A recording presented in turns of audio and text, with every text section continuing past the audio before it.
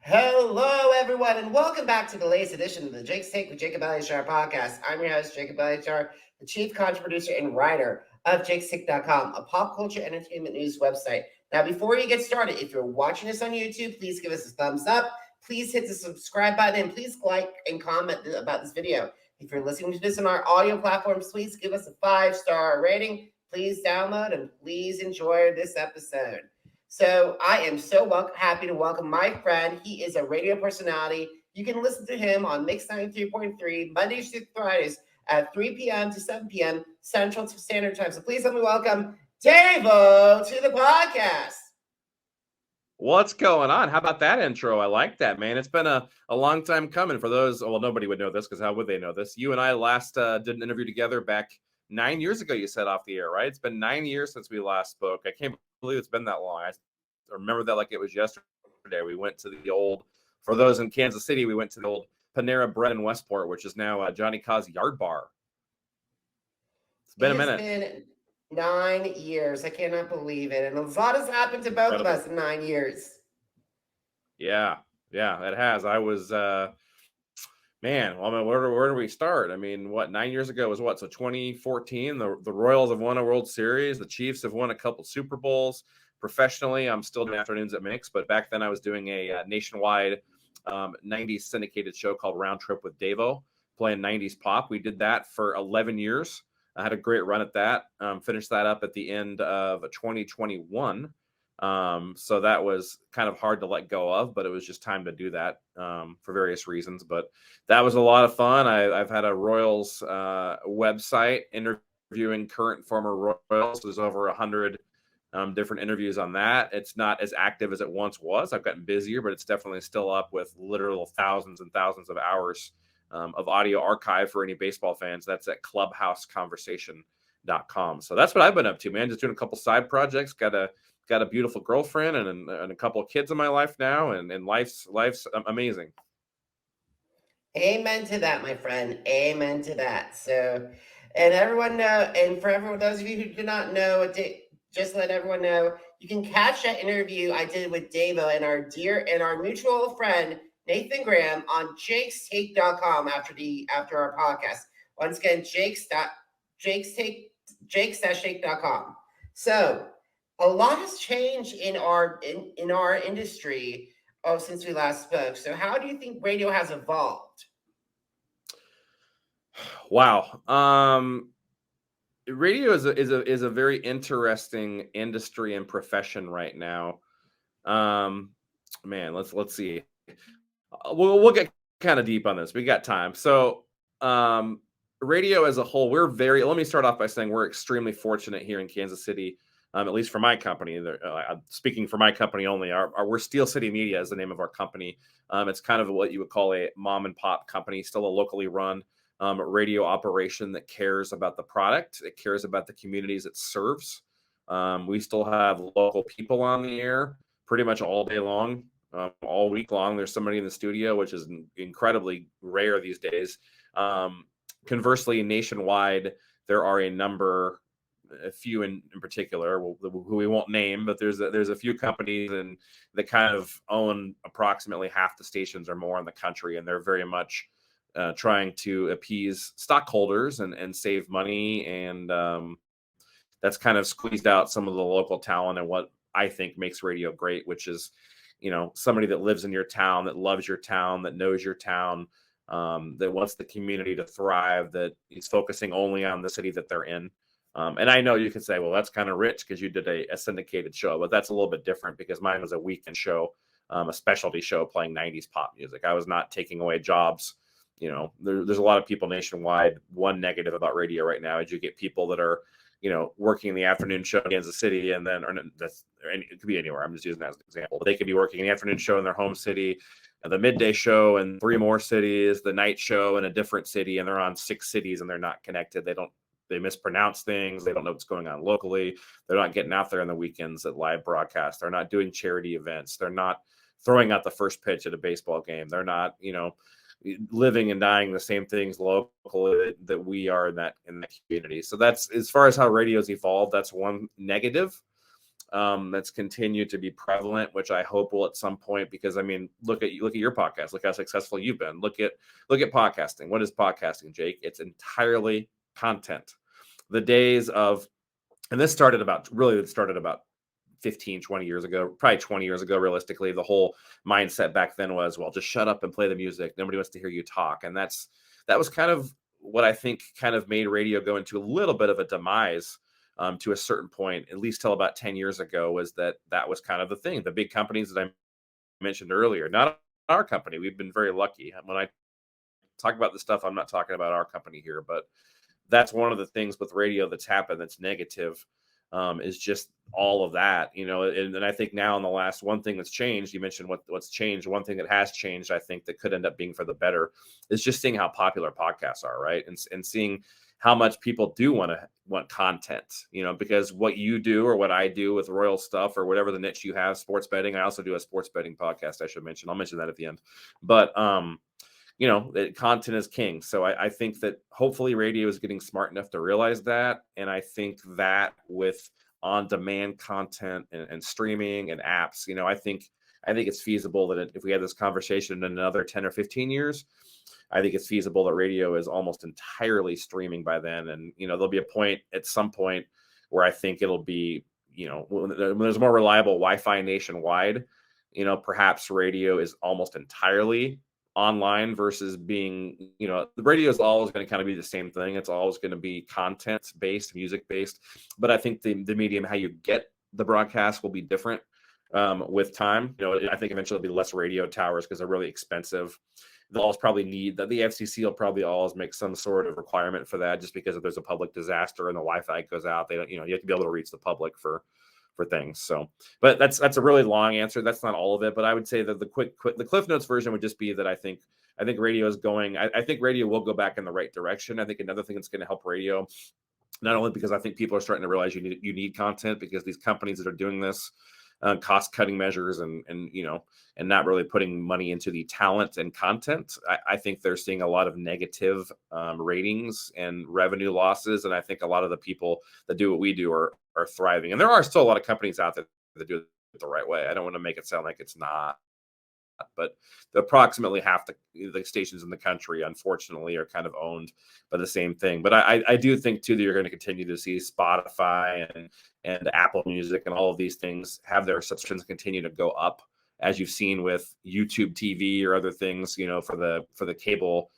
things start off nice and low, and then it's real attractive that you can get that. But with time, the prices will go up. I think the artists are getting screwed, frankly, pardon my French, on some of that stuff. They're not getting paid what they deserve. So I think with time, there'll be some things to go in that raise those prices, and that's only going to continue to help us as well. I mean, what we do is totally free. It's pretty incredible that there aren't too many things out there content wise that are free. There's podcasts really, and there's radio. So hopefully those two can combine into one more so and thrive in the future. Absolutely, Dave. I love your talking points. These are absolutely perfect, because I got to say, you and your colleagues, I got to give a shout out to Steve Serrano. He'll kill me if I don't say his name in this podcast. And Rockin' Trees have done he will. wonders He for loves the attention. Yeah. But here's the thing. I see you guys on your social media at events and I see the staff as well, trying to reach out to the community, no matter if it's giving free concert tickets away, or no matter if it's like $10,000 away to one lucky recipient. That's giving back to the community. And that's what I love about that. And it's like, it's hard when there's like certain names, and I'm going to even give some initials, but like RS or ED or BB that are nationwide. But sometimes, yes, they can reach out, but there are multiple different platforms. Right. And that's the tricky thing, right? I mean, another problem with radio is that, and stop me if I'm going down too big of a rabbit hole here, but another problem with radio is just that when I started when I was 16. I was very lucky. I am now 42. I look great for my age, right? But when I started, there was overnights. I mean, I did overnights my junior and senior years of high school for the #1 radio station in Lincoln, Nebraska. I was very fortunate that I got that opportunity. I got hired to run D's weekly top 40 and Casey's weekly top 40. Rest in peace, Casey Kasem. But and then then the overnight guy one summer got mono, and back then there was CDs and carts, so they needed somebody in the studio. So I got the opportunity very early on to do my own show, and the guy never came back. And I did weekend overnights during my last 2 years of high school, and drove down to Kansas City. When I got to college in Lincoln, I stayed and went to college there at the University of Nebraska. I was able to move up to weekend days and fill in for full timers when they were gone. So I was on during the day during college. And then my last 2 years of college, a guy I got to give a shout out to who helped me out a lot, who everybody in Kansas City will know, is Kelly Urick, who was the afternoon host at Mix 93 before me, is moving up to Canada in the near future. He's still a morning show host in the market, so we won't talk about his current station, but he helped get me hired here when I was in college. I would drive down every other weekend. My dad lived down here. My parents were divorced. I would stay with my dad. I would work Saturday nights on Mix, 6 p.m. to 10 p.m. I would drive back to Lincoln, get home at 2 a.m, and I would work noon to 10 p.m. on the air in Lincoln.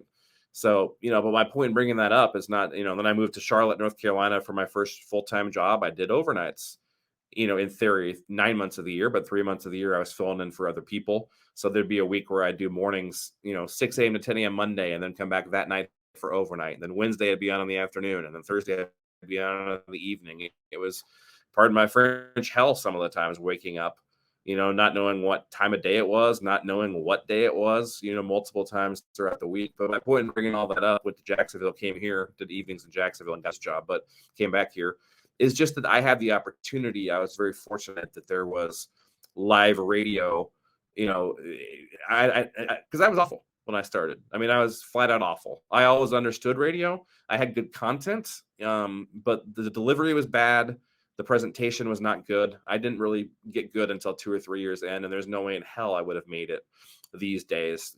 People don't have that chance to cut their teeth in the middle of the night anymore and on weekends. So, that's one thing I'm very fortunate about, though. But that's one thing that bothers me about the current state of radio, since we brought that up earlier, is that there's not that opportunity anymore. It's very difficult to start. It's very difficult to get a job. It's very difficult to move up, and there's even people, conversely, that are in charge in the country. It's not their fault. I'm not blaming them, but there's program directors who are supposed to be in charge of developing talent and overseeing a radio station, but they themselves never really were developed or, had anybody working with them. So it's hard for them to even do that. So, and that's not their fault. That's just the way the industry is. So I could talk for hours about the industry. I'm just going to say that I'm very fortunate. I work where I work. Very fortunate. Because it's still radio. I've been fortunate my whole career. I'm a lucky guy, right? Because the people I work for are tremendous. They allow creative freedom. They allow us to have fun. It's not a corporate atmosphere. It's very relaxed. It's very local, which is what you want. And it just makes me sad that so many radio companies and so many of my colleagues in the industry don't have that opportunity, and many of them don't have a radio career anymore because of it. And so that makes me sad. But I'm hoping that, like we talked about, some positive things are coming. Absolutely. So I would love to talk with you, because I was doing I reread our interview together, and during our conversation with Nathan Graham back in 2014, you mentioned in the interview, I count out Eminem, Justin Timberlake, Katy Perry, Lady Gaga, and Rihanna were all on the Mix 93.3 playlist. Right now, and fast forward 9 years later, there's a lot of artists, newer artists that are on these playlists. So of today's artists, in your humble opinion, who do you think has a shot of a long career? Well, if you look at some of the newer artists, I mean, first of all, the list you just named is pretty impressive, that so many of those are still around. Like I heard you say Maroon 5 and Bieber and Gaga, and we didn't mention Rihanna. She's kind of had a nice renaissance reborn as well, but especially with that big performance recently. But yeah, it's interesting hearing that list, because most of those are still very relevant and pop. But if we're looking at some of the newer ones that I think could really have nice long careers, I mean, he already kind of has started it, but the first name that pops into my head right now is Harry Styles. I mean, it's not like this is nothing earth shattering. He's had several top hits now, but I think this is a guy, my point is that he's set up for a nice long career. I think he really wants to do music and be successful. A guy that I wish would do more of that is our old friend Justin Timberlake, who doesn't have much interest in putting out music, which sucks, because everyone loves JT's music. And quite honestly, pop radio is much better when Justin Timberlake is on it. So Justin, if you're watching, come on, grace us. New album, few singles, EP, anything. I love your movies too, but come on. So as far as some of the other new ones, an artist I'm excited about right now, I don't know that I'm willing to quite predict that she's going to have a massive career, but I'm really liking Escapism by Ray. But another one that sticks out to me is Doja Cat. Obviously, I think will have a big staying power. Lotto is another one we should mention. Just the fact that she's had this new song that she has, Lottery, is kind of a nice difference in sound from the first single that was a smash. So those are some of I'm trying to think who else I'm forgetting right now that would be kind of a big artist in the near future. I'll probably think of some more, but those are some of the ones off the top of my head. Lizzo. I'm surprised you didn't bring up Lizzo. That's another one who, by the way, shout out to us. We had her for, I believe, her third or fourth show at Mix. We had her at the Midland back in, well, when Truth Hurts what's out. Well, I don't know what year was that. Was that 2018, I believe, or 2015? I don't know what year that was. 2019? I can't. 28. That sounds right. Yeah. Since the pandemic, I'm like, I don't even know what year it is anymore. But yeah, Liz would be a fantastic one. We've also been, just to plug our station, I'm sure you probably know this, but just in case the listeners or viewers don't, we had Justin Bieber for his first ever concert. That's kind of a funny backstory.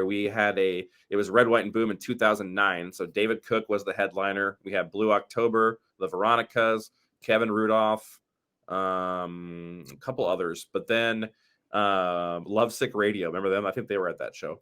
But then we had Jesse James, who later married Eric Decker and got into country music. And she had that song Wanted. And she was supposed to do that show, and then they pulled her off because she got a couple of dates in the Miley Cyrus tour. So the record company called us and they're like, hey, we got this kid we're going to give you. His name's Justin Bieber. And we're like, who is Justin Bieber? Like, yeah, he's on Usher's label, but he hasn't done anything. They're like, well, it'll be his first show. He's already got a big YouTube following. We're like, okay. So I distinctly remember hanging out with him and his mom. We got him into the old Lucky Strike bowling alley down there in the Power and Light District. And he was the only kid under, I think he was 15 at the time, but the only kid under 21 or 18. I think 21 in the entire bar. But we hung out with him for an hour. I just remember me, him, and his mom talking. I remember distinctly saying to him, maybe someday you'll play that arena across the street, and pointed to the then Sprint Center, now T-Mobile. And he was like, yeah. And I remember thinking to myself, yeah, it's going to be a tough kid, but maybe you will. 10 months later, he's across the street. That's a true story. That happened playing there. So we had Bieber for his first concert. He was so nervous we had to push him on stage. His mom was sobbing. Oh, really? We also had Meghan Trainor. Yeah, we had Meghan Trainor for her first outdoor concert. That was at Starlight. Yeah. And I'm so sorry to interrupt because I remember succinctly one Red, White, and Boom.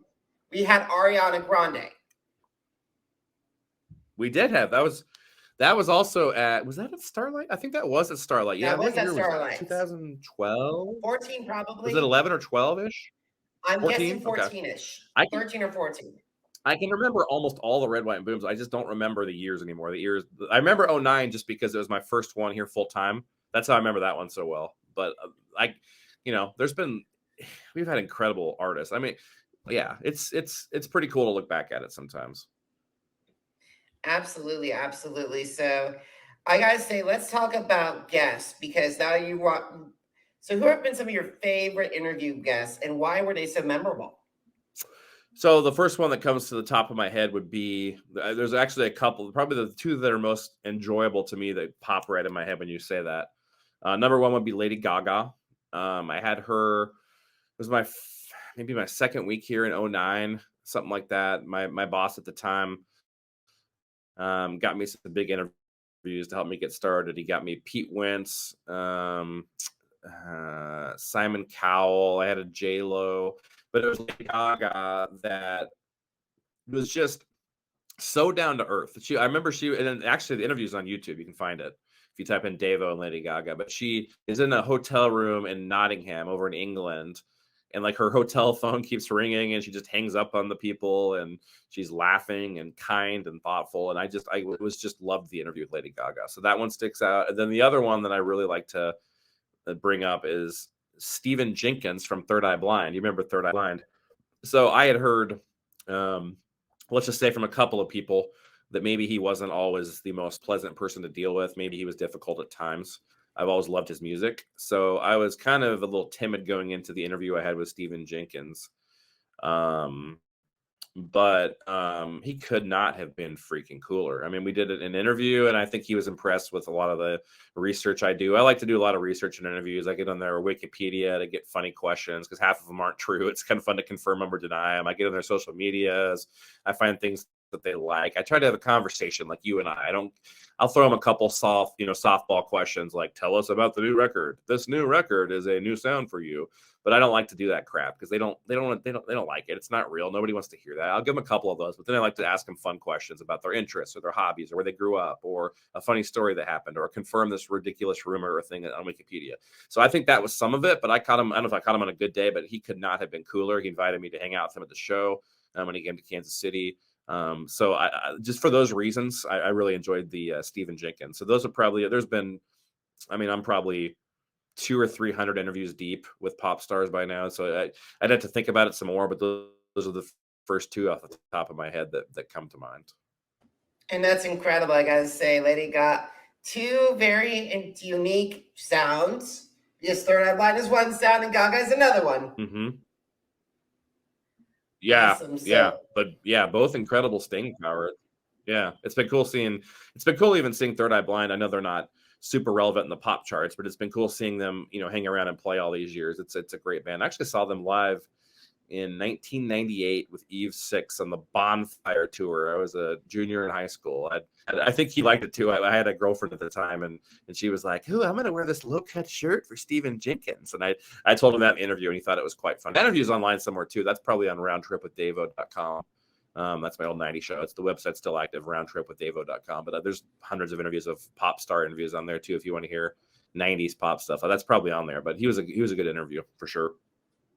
Awesome. Let's move from pop to sport to Kansas City sports. So when we spoke in 2014, the Kansas City Royals were on top, and the Chiefs were starting their rebuilding process. Mm-hmm. Now, fast forward later, mm-hmm. the Chiefs have won 2 Super Bowls and made 5 AFC Championship game appearances. And however, the Royals will be celebrating the 10th anniversary of their second World Series win in 2025. In your humble opinion, how have the Chiefs delivered, and can the Royals turn things around? Well, it's funny you brought it. Well, it's not funny, but I get it. But the Chiefs thing, I read it this morning. It's funny that I saw this morning that they've been to 8 straight playoffs, and I believe the next NFL team is 4 in a row. 8 straight years for the Chiefs, and I believe there's like 3 or 4 teams that have tied for 4 appearances in a row. How have they done it? I mean, really, there's just 6 words: Andy Reid, Patrick Mahomes, Travis Kelce. I mean, it's ever since Andy Reid got here. And obviously the Hunt ownership group deserves a lot of credit. Brett Veach, the GM, but I just think Andy Reid is a genius. I think he's one of the top 5 coaches of all time. He's the second best coach in the NFL now, only behind Bill Belichick. But I much prefer Andy Reid because he's an offensive genius, where Belichick is more of a defensive guy. And let's be real, Andy Reid's a hell of a lot more likable than Bill Belichick. So they're very lucky to have him. He's just a literal genius when it comes to. He's probably the best to ever live, probably with play calling and designing plays. He's never lost that hunger, even in his age now. I think he's got 5 years in him at least still. Then you get Patrick Mahomes, who comes along, who's God's gift to football. Who was made to be an NFL quarterback and made to play for Andy Reid, and then Travis Kelce, his best friend. And I bring Travis Kelce into it. A lot of people probably wouldn't put him in there just because I think Travis Kelce is such a massive culture guy. I think he is so good for the culture of this football team. He's never whined about the amount of money he makes. He's underpaid. He should be making a lot more money. It's never been about money. It's about winning. It's about being in Kansas City. It's about doing well. He's a great human being to deal with. If you ever get a chance to see him around town, he's always approachable, always kind. Same with Pat. So I think it's culture with this team. If you want to know how they did it, it's Reid and it's Mahomes and it's Kelce, but I think those 3 have just set up incredible plays that people want to be. And when you have a winning team and people that like each other and have the same goal and you unify a city and bringing up the Royals now, that's the same thing they did back in 2014 and 2015. That was, the Royals were really, really good those years. Okay, so I get a little frustrated when people say that it was fluky or that they weren't, or maybe they got lucky. I don't know. I mean, yes, 2014 they had a ridiculous comeback against Oakland, or maybe the whole thing never would have happened. That game, that wild card game, is the most important game in Royals history. Period. The most important game in Royals history. I'm not convinced. I'm not even convinced. One of my good friends, Jeremy Guthrie, who's now a TV announcer for the Royals, he's been rehired starting this year to work with Bally Sports, which I'm very excited about to have Jeremy back in Kansas City. The fans are going to love him and Mike Sweeney. But I asked him once, I said, do you think if had the Royals not come back in that wild card game, do you think there would have been any coaching changes? Because I've always thought Ned Yost might have been fired after that game just because of how he handled the bullpen, bringing in Donovan Ventura, a guy that had not pitched in relief, who kind of had a really bad game and blew the tie game, and then didn't bring in the best bullpen in history. He had those three dominant HDH, Herrera, Davis, and Holland.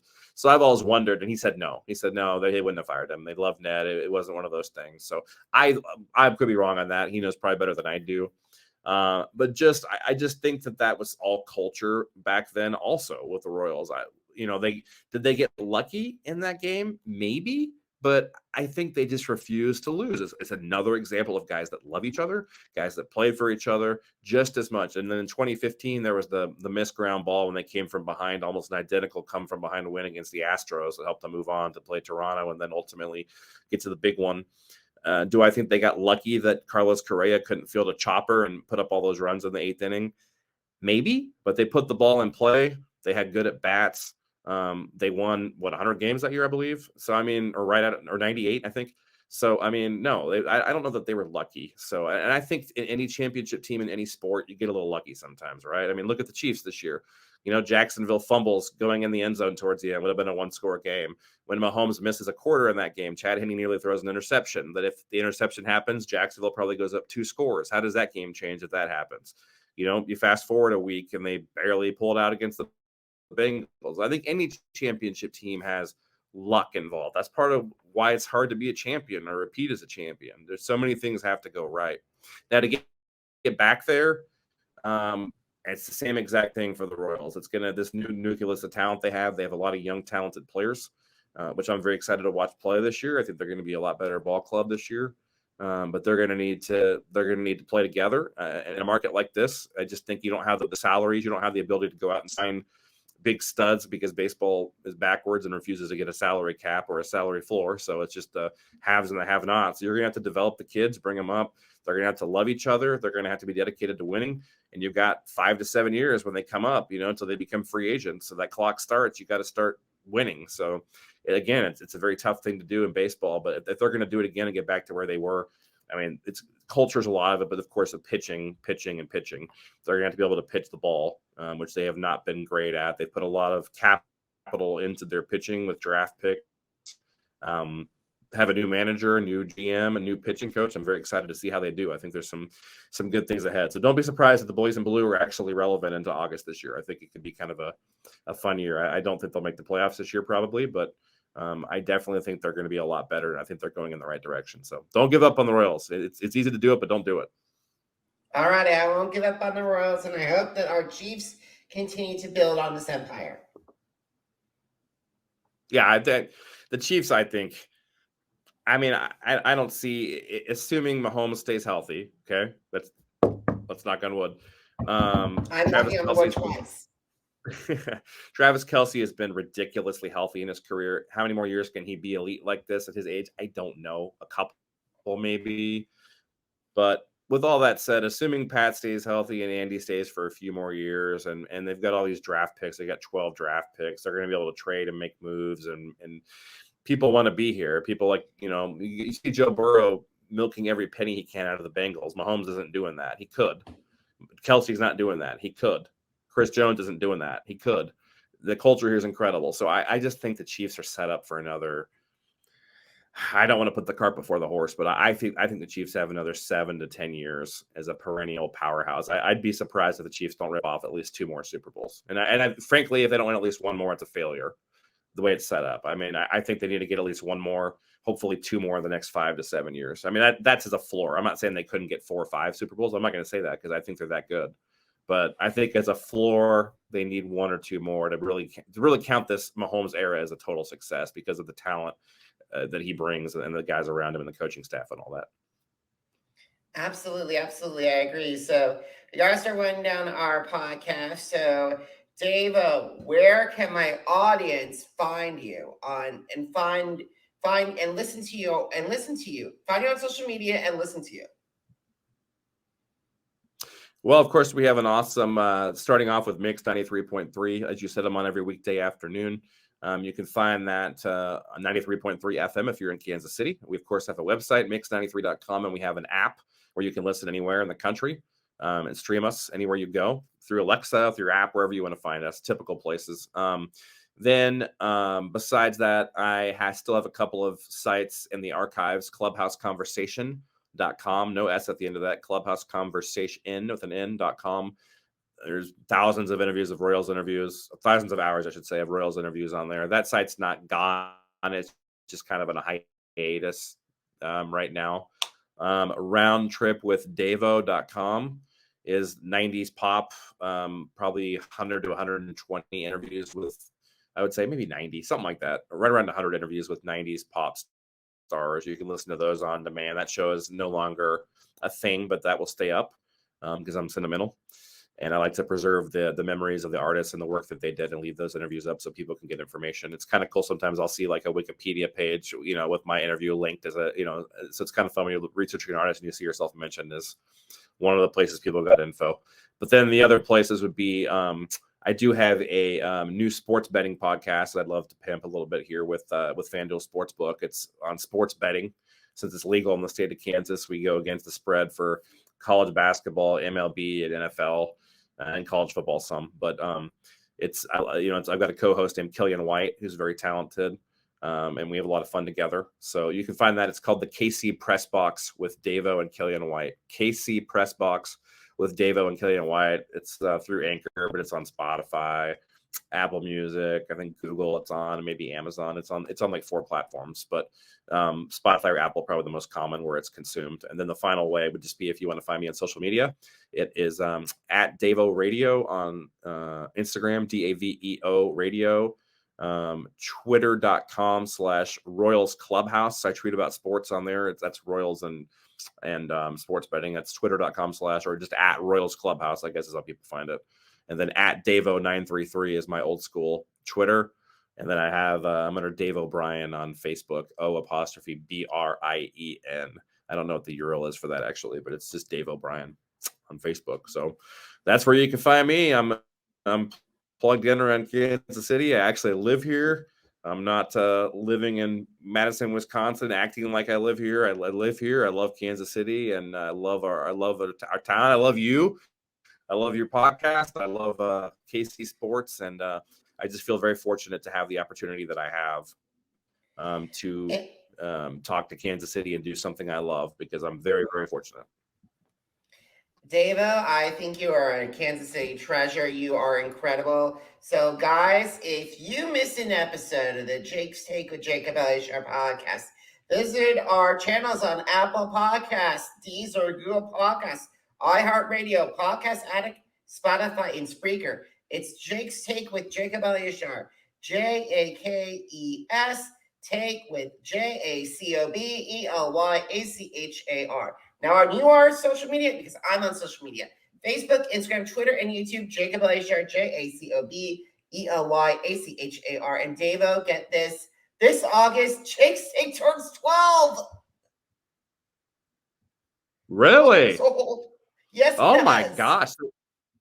Well, I mean, you've had some heavy hitters on this thing. I've seen some of the stuff. You're growing all the time, and I'm just happy to be on it. So you let me know anytime, man. I'm happy to talk some radio or sports or whatever you want to talk about. I'm down. Absolutely, Davo. Thank you so much. And guys, thank you so much for watching. Thank you so much for watching. Until next time, have a great one, everybody. Goodbye.